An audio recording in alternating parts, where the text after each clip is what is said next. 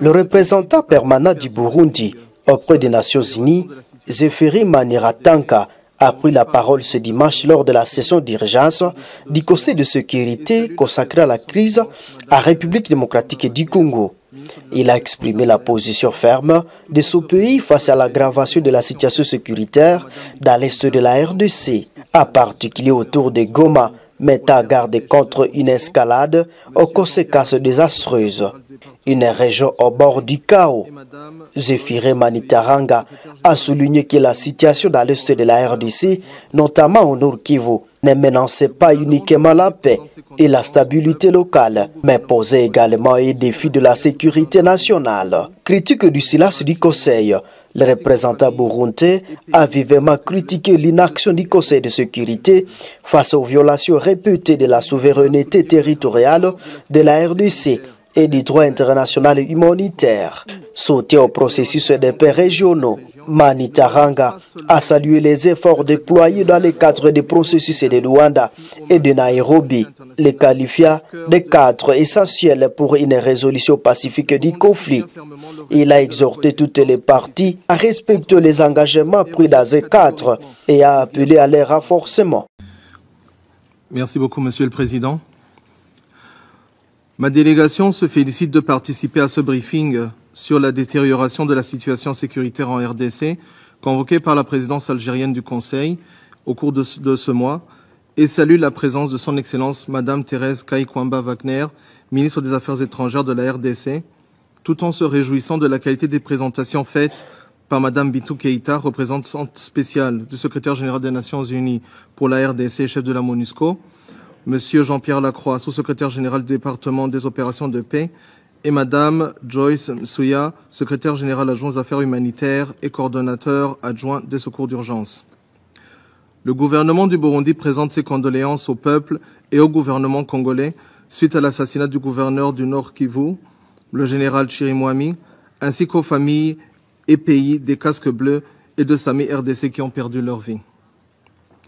Le Burundi tient à souligner que l'aggravation de la situation sécuritaire à l'est de la République démocratique du Congo, où la détérioration continue dans cette région, ne menace pas seulement la paix et la stabilité locale, mais pose également un défi au maintien de la sécurité internationale, cœur de la mission de ce Conseil.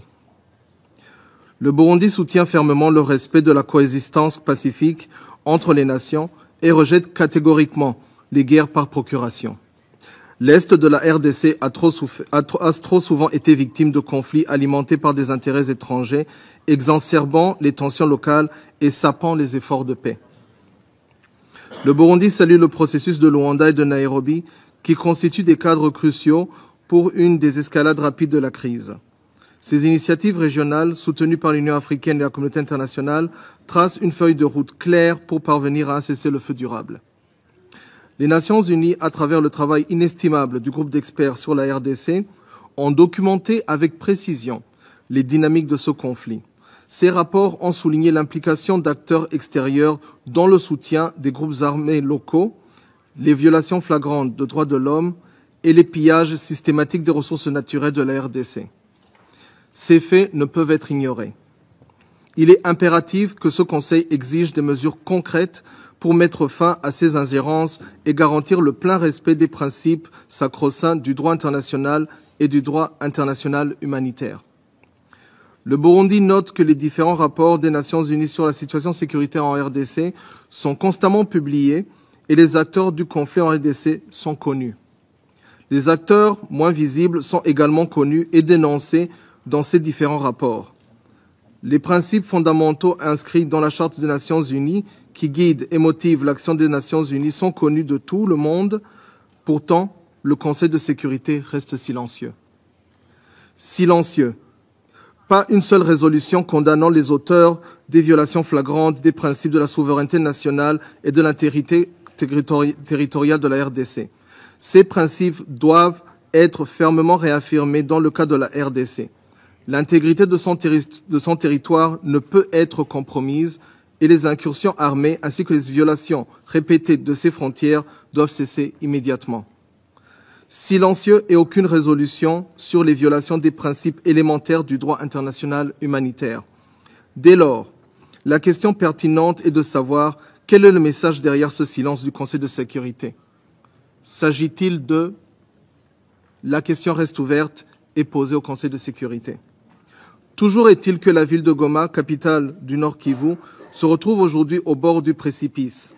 Une escalade militaire qui atteindrait cette ville aurait des conséquences humanitaires et sécuritaires catastrophiques, non seulement pour la RDC, mais pour toute la région.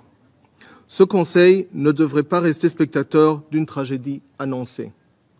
À cet effet, le Burundi exhorte ce Conseil à appeler à une cessation immédiate des hostilités dans l'est de la RDC et garantir que ce territoire ne devienne pas un terrain de confrontation indirecte entre acteurs régionaux et internationaux. Deuxièmement, soutenir les efforts des processus de Luanda et de Nairobi en exigeant le respect des engagements pris par toutes les parties. Troisièmement, soutenir les autorités de la RDC à restaurer l'autorité de l'État sur l'ensemble de son territoire. Quatrièmement, exiger le retrait des forces d'agression contre la RDC et la cessation des hostilités et appuyer la relance du processus de Luanda et de Nairobi. Cinquièmement, intensifier ses appuis aux populations civiles et déplacées de guerre pour subvenir aux besoins de base avec une attention particulière aux femmes et aux enfants. En définitive, le Conseil de sécurité devrait être attentif aux revendications légitimes du peuple et du gouvernement congolais en agissant avec détermination pour garantir que la RDC puisse exercer pleinement sa souveraineté et retrouver la paix. La sécurité et la stabilité en Afrique centrale et au-delà en dépendent. Cette prise de position intervient alors que les combats entre les forces armées de la RDC et les groupes rebelles, les diplomates burundais, a conclu un appel à le Conseil de sécurité à agir de manière décisive pour éviter une tragédie humanitaire. Cette prise de position intervient alors que les combats entre les forces armées de la RDC et les groupes rebelles du M23 RDF, soutenus par le Rwanda, selon plusieurs rapports onisiens, continuent de déstabiliser l'est de la RDC, entraînant le déplacement massif des populations et exacerbant une crise humanitaire déjà critique.